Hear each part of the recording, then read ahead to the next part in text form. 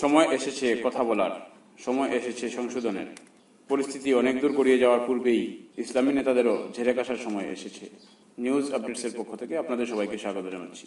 বলছিলাম, বর্তমান সময়ের বাংলাদেশের মাদ্রাসাগুলোর যে দুঃখজনক ও হৃদয় বিদারক কিছু চিত্র সমাজে এখন ফুটে উঠেছে, সে ব্যাপারে ইসলামিক নেতাদেরও ঝেড়ে কাশার সময় এসেছে, অন্যথায় অনেক দেরি হয়ে যেতে পারে। কখনো কখনো নীরব থাকা কঠিন, তা যতই করি না নীরবতার ব্রত। নুসরাতকে যেভাবে মাসের পর মাস ধরে সিস্টেমেটিকভাবে মৃত্যুর দিকে ঠেলে দেওয়া হয়েছে, এটা আমাদের রাষ্ট্রের অস্তিত্ব নিয়েই প্রশ্ন তোলে। সরকারের উচিত সিরাজউদ্দৌলা এবং তার ক্ষমতা চক্রের সবার বিচারের মাধ্যমে দৃষ্টান্ত রাখা, রাষ্ট্র, সমাজ, আইন কানুনের উপর আস্থা ফিরিয়ে আনা। একই সঙ্গে সকল মাদ্রাসা, স্কুল সহ যে কোনো শিক্ষা প্রতিষ্ঠানে যৌন হয়রানি মনিটরিং এর জন্য এবং বিচারের জন্য সেল খোলা হোক।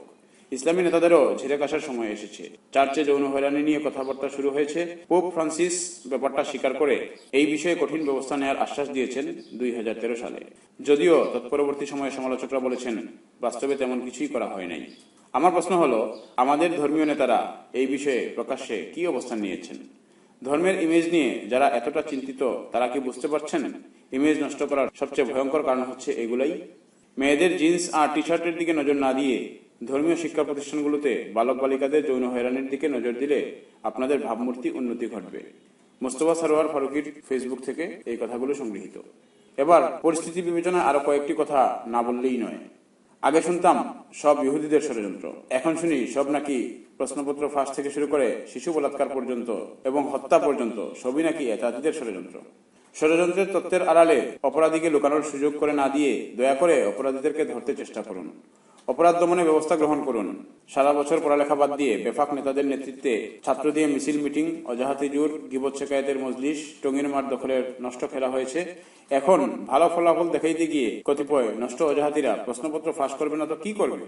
প্রয়োজনে জনতার মাঠে আত্মশুদ্ধি বিলানো ওয়াজগুলো আগে নিজেদের আঙ্গিনায় করুন। নিজেদের শুদ্ধি নিশ্চিত না করে গলার রগ ফুলিয়ে অন্যের দুশ্চর্চায় চিৎকার করে করে লজ্জিত করবেন না দয়া করে। হাইকোর্টের ভর্ৎসনায়ও যাদের লজ্জা হয় না, এই ঘটনায় তাদের লজ্জিত হওয়ার কথা নয়। বেশরম হলেই মানুষ নিজের অপকর্ম অন্যের উপর ফেলে বাঁচার হীন চেষ্টা করে। আর এদেরকেই উদ্দেশ্য করে হয়তো, অথবা এরাও হয়তো আল্লাহ তাআলার দৃষ্টিতে কোরআনের আয়াতের মধ্যে উল্লেখিত বালহুম আদল এর অংশ। প্রিয় দর্শক, সময় এসেছে কথা বলার, সময় এসেছে জেগে ওঠার, অন্যথায় হয়তো অনেক দেরি হয়ে যাবে।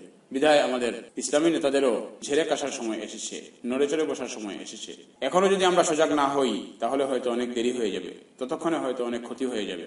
ততক্ষণে হয়তো খালি হবে অন্য কোনো মায়ের কুল অথবা অন্য কোনো মেয়ের জীবন। এই মেয়েগুলো এবং এই বাচ্চাগুলো যদি আমার হতো, আপনার হতো, তাহলে আপনি কি বলতেন? তাহলে আপনি কি করতেন? সেটাই হচ্ছে আপনাদের নিকট প্রশ্ন।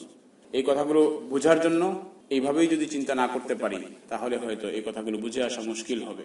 অন্যথায় কেউ কেউ হয়তো বিক্ষিপ্ত ঘটনা বলে চালিয়ে দিবেন। আর এই সমস্ত বিক্ষিপ্ত ঘটনা আজকের নয়, অনেকদিন আগের, যা প্রকাশিত হয়নি। যাও দুই একটা প্রকাশিত হয়েছে, আপনি কি করে বুঝলেন এই সমস্ত ঘটনার অন্তরালে আরো হাজারো ঘটনা নেই? যা আমরা নুসরাত ঘটনার বাস্তবতা যখন সামনে চলে আসছিল, তখন আমরা নুসরাতের পূর্বের আরো প্রায় 50-এরও অধিক এরকম দুঃখজনক ঘটনা ওই একই মাদ্রাসার বা ওই সমস্ত মাদ্রাসাগুলোর সামনে চলে আসছে। এখন সবাই কথা বলতে চাচ্ছে, এখন সবাই বলে দিচ্ছে পিছনের বাস্তবতাগুলো। বিদায় এখনো যদি আমরা সতর্ক না হই, তাহলে হয়তো অনেক দেরি হয়ে যাবে। আর ওই দেরিতে ততক্ষণে অনেক ক্ষতিও হয়ে যাবে। এই ক্ষতি শুধু ইসলামী অঙ্গনের হবে না, এই ক্ষতি পুরো রাষ্ট্রের হবে, সমাজ ব্যবস্থার হবে। প্রিয় দর্শক, এই বিষয়ে আপনাদের সুচিন্তিত মন্তব্যের কথা বলে যাব। এবং ভিডিওটি ভালো লেগে থাকলে একটি লাইক করবেন এবং আমাদের হোয়াটসঅ্যাপ গ্রুপগুলোতে সংযুক্ত হতে ভিডিওর স্ক্রিনে দেওয়া হোয়াটসঅ্যাপ নম্বরে যোগাযোগ করেন এবং আমাদের ভিডিও আপডেটগুলো সবার আগে আপডেট পেতে আমাদের চ্যানেলটিকে সাবস্ক্রিপশনের পাশাপাশি বেল আইকনটি ক্লিক করে রাখুন। দেখা হচ্ছে পরবর্তী কোনো নিউজ আপডেটসে। সেই পর্যন্ত বিদায় নিচ্ছি।